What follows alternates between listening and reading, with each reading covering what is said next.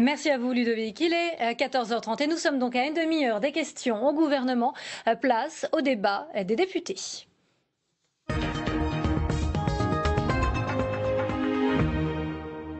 Et pour ce débat, j'accueille aujourd'hui Bruno Kettel. Bonjour. Bonjour. Vous êtes député La République En Marche de l'Eure. Face à vous, Adrien Quatennens. Bonjour. Vous êtes député La France Insoumise du Nord. Nous allons donc analyser et débattre ensemble des questions qui seront posées au gouvernement. Nous les découvrons avec vous, Valérie Brochard. Oui Marion, la secrétaire d'État chargée de l'égalité entre les femmes et les hommes sera particulièrement sollicitée pour cette nouvelle séance de questions au gouvernement. Dimitri Houbron, député de la majorité, reviendra sur l'article 2 du projet de loi défendu en ce moment même par Marlène Schiappa, le texte renforçant la lutte contre les violences sexuelles et sexistes. Yannick Kergolo, lui aussi élu du groupe La République En Marche, interpellera la secrétaire d'État sur l'augmentation des actes homophobes en France. Pour le groupe Les Républicains, Philippe Gosselin interrogera le gouvernement sur la flambée des prix du carburant. Marguerite Depré-Audebert, députée MoDem, demandera au ministre quelles pistes il compte suivre pour promouvoir l'Union européenne auprès des jeunes. Voilà pour le menu du jour, Marion. Merci à vous Valérie. Vous avez donc voté cette nuit l'article 2 du controversé projet de loi sur les violences sexuelles et sexistes. Les débats ont été vifs, émaillés de suspension de séance. Un député a décidé de revenir sur cette question justement d'ici une demi-heure. Il va interroger le gouvernement sur ce texte. Valérie Brochard, vous êtes en compagnie de Dimitri Houbron, député La République En Marche du Nord. Exactement, Marion. Dimitri Houbron, bonjour. Je le rappelle, vous êtes également membre de la commission des lois, responsable du texte renforçant la lutte contre les violences sexuelles et sexistes pour le groupe La République En Marche. Ce texte qui est en ce moment même en débat dans l'hémicycle, quelle précision comptez-vous demander à Marlène Schiappa dans quelques instants? Aujourd'hui, il y a beaucoup de contre-vérités qui sont dites sur ce texte. On nous reproche éventuellement de décriminaliser le viol, de faire du viol un délit, ce qui est totalement faux. C'est un contresens véritable. Le texte vise au contraire à faciliter la qualification du viol sur les mineurs de moins de 15 ans et augmenter la répression de l'atteinte sexuelle en portant la peine à 10 ans. Donc c'est tout le contraire de ce qui est dit depuis le départ par certains de l'opposition. Qu'est-ce que vous attendez donc de la ministre aujourd'hui? Qu'elle puisse, une bonne fois pour toutes, remettre les choses au clair, parce qu'apparemment il y a besoin de beaucoup de rappels, et énoncer éventuellement les autres mesures en parallèle de ce projet de loi qui serviront à la lutte contre les violences sexuelles et sexistes, que ce soit sur les femmes ou sur les mineurs. Merci beaucoup. Dimitri Houbron, merci. Merci à vous Valérie Brochard. Alors Adrien Quatennens, dans votre groupe, c'est notamment Clémentine Autain qui s'oppose fermement à cet article 2. Vous entendez la réponse du gouvernement. Est-ce que cette opposition à cet article est justifiée? Oui. N'y a-t-il pas des contre-vérités? Non, mais je pense d'ailleurs, et ça s'est bien vu là dans l'argumentaire de mon collègue Monsieur Houbron, c'est qu'il y a une incompréhension en fait entre nous sur ce qui est dit véritablement. Nous ne disons pas que le gouvernement veut généraliser le fait de faire passer du crime au délit le viol, ce n'est pas le sujet. Il faut bien comprendre de quoi on parle. Aujourd'hui, l'acte de pénétration et la bascule entre l'acte délictueux et l'acte criminel de viol. Ce que fait le gouvernement, parce qu'effectivement il y a de plus en plus de plaintes, ils veulent accélérer les choses, y compris judiciairement, et faire en sorte qu'il y ait plus de condamnations, ce qu'on peut comprendre, sauf que puisqu'il n'y a pas forcément plus de moyens pour la justice, pour accélérer les choses, ils créent un nouveau délit, qui est le délit d'atteinte sexuelle, et qui, selon les modalités de preuve du consentement ou pas, pourra faire passer effectivement un acte de pénétration d'une criminalisation à un acte délictuel.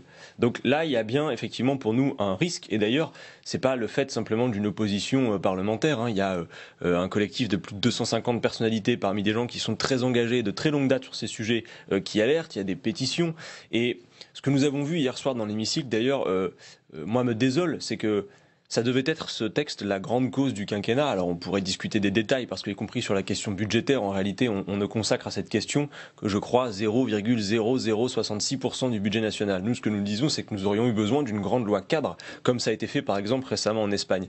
Mais je veux croire, je pense que c'est le cas et on peut s'accorder là-dessus, que tous les députés sont venus avec bienveillance, avec une volonté de faire en sorte que ce texte puisse véritablement sortir par le haut. C'est un sujet qui est transpartisan. Or là, on a vu hier soir, alors que tous les groupes ont essayé de contribuer continuer à faire entendre raison à Madame Schiappa et à faire en sorte qu'on puisse éventuellement réécrire le texte ensemble, on a eu effectivement un blocage en règle. S'il y avait finalement une soirée depuis le début du quinquennat qui fait bien la démonstration des faiblesses et des réflexes politiciens du groupe majoritaire, je pense que malheureusement sur un sujet comme celui-ci en plus, la soirée d'hier était assez démonstrative pour le coup. C'est une question politicienne, justement, Bruno Kettel. C'est une question de droit aujourd'hui, cet article 2, cette question de la pénalisation, de la criminalisation de ces atteintes sexuelles. Effectivement, ce n'est qu'une question de droit. Et je regrette un peu la dernière phrase de mon collègue Quatennens. Je veux dire, j'étais presque prêt à adhérer à l'ensemble de ses propos. Et malheureusement, la dernière phrase, il faut revenir sur les pratiques de la République en marche, le côté fermé de la République en marche, l'incapacité de la République en marche à écouter là où les oppositions. Et je trouve ça dommage parce que, effectivement, votre intervention me paraissait plutôt positive dans un premier temps. Oui, c'est une question de droit, c'est une question aussi qui a trait à cette malheureusement formidable mosaïque des cas qu'on peut rencontrer. Moi, je l'ai évoqué un peu hier en séance, avocat de profession. Chaque cas est unique. Chaque cas est unique dans les faits qui sont commis, dans les motivations, dans les questions pathologiques qui peuvent concerner les auteurs de ces faits. Et on ne peut pas, je dirais, simplement, au moyen de 2-3 phrases, expliquer comment il faut traiter chacun de ces cas qui sont uniques. Et c'est justement ce que permettra la loi d'individualiser l'approche juridique des magistrats et non pas des députés pour justement faire en sorte que les auteurs soient punis de la manière la plus ferme possible. J'ai pas voulu vous interrompre pendant votre argumentation, y compris pour la qualité de nos échanges, mais pour préciser ce que je dis, c'est qu'on voit quand même depuis plusieurs mois que globalement, le débat parlementaire est biaisé. Je m'explique. Moi, c'est une frustration pour moi, je dois le dire. C'est-à-dire qu'on veut pouvoir faire en sorte que, y compris lorsqu'on est adversaire politique, on puisse se convaincre. Normalement, c'est le sens du débat parlementaire. Or là, je le pense, parce qu'on a vu cette succession de votes dans l'hémicycle hier sur des amendements à peu près de la même teneur, avec un écart de voix de 10 à 15 qui aurait permis qu'on passe du pour au contre, on voit bien en réalité que je suis sûr qu'il y avait largement la différence parmi les bancs de la majorité qui étaient convaincus. Mais il y a des réflexes finalement politiciens, oui, il faut le dire, de campement sur des positions parce qu'il ne faudrait pas donner à voir que finalement on accepte des amendements de l'opposition. C'est dommageable. Vous activez des consignes de groupe si je crois qu'un amendement de Mme Autain a été adopté hier. Non mais certes, mais globalement, il n'était pas négligeable. Mais globalement, il y a quand même. Sur le fond, il n'était pas négligeable. Mais est-ce qu'on peut s'accorder quand même sur le fait que globalement il y a un souci de cet ordre? Globalement, il y a une majorité et une opposition. Oui, mais une majorité qui campe sur ses positions.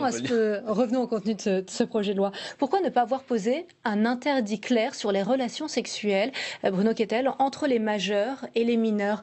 Finalement, c'est ce qu'avait évoqué notamment Marlène Schiappa au début de ce projet de loi. Cette question-là, elle est complexe.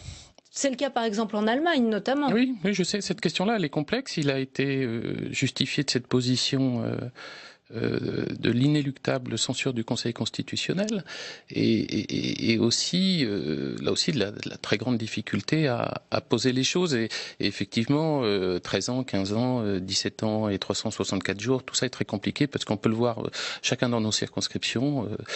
L'humanité est ainsi faite que des personnes au bord de la majorité peuvent paraître parfois plus âgées que des personnes majeures. Globalement, moi, ce qui m'embête, c'est que j'ai vraiment l'impression sur ce projet de loi que la montagne a accouché d'une souris pour le coup, parce qu'il manque beaucoup de choses, y compris sur un sujet comme celui-ci. Il aurait fallu cet interdit ? Ça c'est sûr, nous le pensons. Et nous avons fait des propositions aussi pour améliorer l'article 2, faire en sorte qu'on puisse potentiellement le voter, parce que dans l'État, effectivement, nous ne l'avons pas fait. Mais il manque un tas de choses. On ne parle pas dans ce projet de loi, par exemple, de l'éducation, de l'aspect prévention. On ne parle pas de la qualification des professionnels qui ont à recueillir notamment la parole des femmes. On ne parle pas non plus des stéréotypes dont font l'objet les femmes dans l'audiovisuel. On aurait pu, je pense, avoir quelque chose de plus ambitieux et en plus un travail collectif. Là, finalement, le vote de l'article 2, et en plus dans la manière dont ça s'est fait hier soir, je le déplore, va entacher cette loi qui aurait pu être une belle loi construite collectivement. Alors, la question budgétaire qui a été soulevée tout à l'heure, parce qu'elle n'est pas sans lien avec ce qui vient d'être dit, il faut rappeler que Mme Schiappa est secrétaire d'État rattachée auprès du Premier ministre. C'est un secrétaire d'État transversal. Que nombre des crédits sont dévolus notamment au ministère de l'Éducation nationale et au ministère de la Justice. C'est pour ça que la part présentée de budget est infime, puisque l'essentiel des crédits sont affectés sur les ministères régaliens. Ça, il faut aussi le rappeler. Maintenant, je ne sais pas si la montagne va accoucher... C'est présenté comme la grande cause du quinquennat. C'est justement pour ça que c'est transversal et rattaché au Premier ministre. Mais je ne sais pas si la montagne va accoucher d'une souris. Je sais simplement qu'il faut à tout prix que l'on s'entende, pour le coup, pour que les personnes victimes actuels et ou futurs sentent qu'enfin l'État républicain est capable de prendre en considération les questions qui peuvent les concerner. Et le débat, mais il aurait fallu effectivement nous entendre, notamment hier soir. Et le débat va se poursuivre dans l'hémicycle. Je voudrais à présent avec vous évoquer cette situation au Proche-Orient, 2 jours après la journée sanglante à Gaza. Le président de la Knesset et sa délégation assisteront aux questions au gouvernement. Ils étaient auditionnés ce matin par la Commission des Affaires étrangères. Je vous propose d'écouter Yuli Edelstein, le président de la Knesset. À qui ça profite? Qu'est-ce qu'on gagne de ça, nous, Israéliens, si ce n'est des condamnations, des résolutions contre nous? Qu'est-ce qu'on y gagne? Rien. Nous avons quitté Gaza en 2005. Nous n'allons pas y retourner. Qu'est-ce qu'on gagne de tout ça? L'attention du public, les manifestations contre Israël, les dommages à l'image d'Israël, ils gagnent tout. Alors pourquoi est-ce qu'on ne se pose pas la question? Pourquoi on ne pose pas la même question? À qui ça profite? Et la réponse est absolument évidente. Nous ne gagnons rien. Nous voulons la paix sur la frontière. La dernière des choses que le Hamas veut, c'est le calme sur la frontière. Voilà donc pour cette audition, nous allons y revenir dans un instant. Tout de suite, nous retrouvons Valérie Brochard. Vous êtes en direct avec Alain David, le député Nouvelle Gauche de Gironde, qui va interpeller le gouvernement sur cette question. Tout à fait, Marion. Alain David, bonjour. Je le rappelle, vous êtes membre de la Commission des Affaires étrangères et la situation au Proche-Orient vous inquiète. Vous allez d'ailleurs dans quelques instants poser une question au gouvernement. Est-ce que vous pouvez nous en donner les contours? Oui, effectivement, c'est sur le fait que les États-Unis aient installé leur ambassade à Jérusalem. Cette action a provoqué la colère du peuple palestinien qui a manifesté, pacifiquement d'ailleurs, et qui a été réprimé dans le sang. Bon, bien sûr, on s'oppose totalement. Ce matin, un représentant de la Knesset, d'ailleurs, a dit qu'il y avait pratiquement une centaine de décès sur le site et que les soldats israéliens n'avaient pas fait ça de gaieté de cœur. On l'imagine, bien sûr, mais n'empêche que ça existe. Les Nations Unies ont donc été saisies, le Conseil de sécurité s'est réuni, a émis une plus grande désapprobation, en quelque sorte, de cette action et le fait de l'utilisation également de Jérusalem. Voilà, nous demandons à la France quelles mesures diplomatiques envisage le gouvernement pour justement inciter l'État d'Israël et les États-Unis à revenir, disons, à des solutions beaucoup plus pacifiques. Merci beaucoup, monsieur Alain David. Merci. Merci à vous Valérie Brochard. Alors nous allons revenir dans un instant sur cette question de la présence, de la réponse française. Je voudrais tout d'abord vous faire réagir sur ces propos de Yuli Edelstein, le président de la Knesset. Il a répondu justement à cette journée de lundi, à cette réponse israélienne aux manifestations palestiniennes. Votre réaction, Adrien Quatennens? Clairement, il est à côté parce qu'en réalité... Il essaie de faire la démonstration que ça ne leur profite pas parce qu'il y a condamnation, mais en réalité il y a bien une stratégie qui est la stratégie du pire et qui est une stratégie dans laquelle d'ailleurs M. Trump s'est complètement aligné pour le coup sur l'État israélien. Ce qui est en cause sur place, c'est que les conditions de la paix, elles sont connues. Depuis 1967, la résolution de l'ONU qui permettrait une solution à 2 États, que la France a toujours soutenu, qu'elle doit continuer à soutenir, sauf que ce processus de paix aujourd'hui il est largement entamé. Alors, il y a une provocation nette, même si c'était une promesse de campagne de Donald Trump avec le déménagement de cette ambassade. Mais moi, je demande que la réaction de la France soit bien plus forte qu'elle ne l'a été. Parce que le communiqué, par exemple, de M. Le Drian, qui condamne, certes, ce qui s'est produit, mais en même temps laisse entendre, encore le fameux mais en même temps, que les responsabilités seraient partagées. Un peu comme une réaction forte, c'est-à-dire un peu comme si on mettait dos à dos, finalement, une grande masse de manifestants pacifiques, parce que la petite musique qui consiste à faire porter le chapeau au Hamas pour la masse des manifestations qu'on a vues est fausse. Enfin, je veux dire, d'un côté, on voit des snipers qui abattent à 300 mètres de la frontière, par exemple, une personne amputée, d'accord ? Et de l'autre côté, on a des gens qui, quand ils utilisent la violence, parce que pour la grande masse d'entre eux, ce sont des manifestants pacifiques, sont armés de pierres ou d'un cerf-volant avec de l'essence. D'accord ? Donc on voit bien en réalité de quoi il est question. Et puis en plus, une population qui a subi blocus, privations multiples, etc. Donc maintenant, il faut une parole forte de la France. Laquelle ? Je pense que diplomatiquement, Emmanuel Macron devrait convoquer à l'Élysée l'ambassadeur d'Israël et que la France serait bien inspirée de faire comme d'autres États l'ont fait d'ailleurs, de rappeler son ambassadeur d'Israël. Bruno Kettel, quelle doit être la réponse de la France ? Elle doit être sans ambiguïté, ce qui a été le cas de mon point de vue. Elle doit être ferme, bien évidemment. Elle doit aussi n'avoir pour objectif que de ramener la paix sur ce territoire. On est aujourd'hui pot de fer contre pot de terre. Jamais un élu ne peut se satisfaire de voir des enfants tomber sous les armes. Maintenant, effectivement, je suis tout à fait d'accord. Les deux États qui doivent coexister doivent être mis en place. Et la France a toute capacité pour prendre et jouer complètement son rôle à l'échelle européenne et internationale, notamment à l'aune des provocations, et je rejoins mon collègue, du président Trump. Quand vous entendez les justifications de Yuli Edelstein, est-ce que vous vous dites on est sur la bonne voie ou pas? J'aurais préféré ne pas les entendre. Je veux dire par là qu'on ne peut pas, de cette manière, je le pense sincèrement, justifier, encore une fois, la mort de dizaines de personnes, dont de nombreux enfants. On ne peut pas non plus expliquer que les Palestiniens font exprès de mettre les enfants en première ligne pour justement après se plaindre de ces victimes.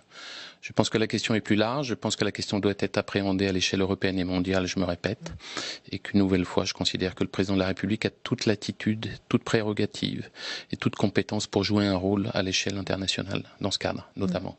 Justement, aujourd'hui, qui a de l'influence sur la région? Les États-Unis ont-ils perdu leur rôle de médiateur et comment intervenir? Les États-Unis ont renoncé depuis longtemps à leur rôle de médiateur en réalité. Là, c'est plus un rôle de médiateur, c'est clairement le rôle de pyromane assumé par Donald Trump. Mais si on regarde ne serait-ce que ce qu'avait fait Barack Obama, il avait plutôt, sur cette région, axé sa politique sur la question iranienne. Et on voit bien que cette question, finalement, elle se trouve sous le tapis, là, en l'occurrence, parce que c'est bien de ça dont il est question, si vous voulez. Et d'ailleurs,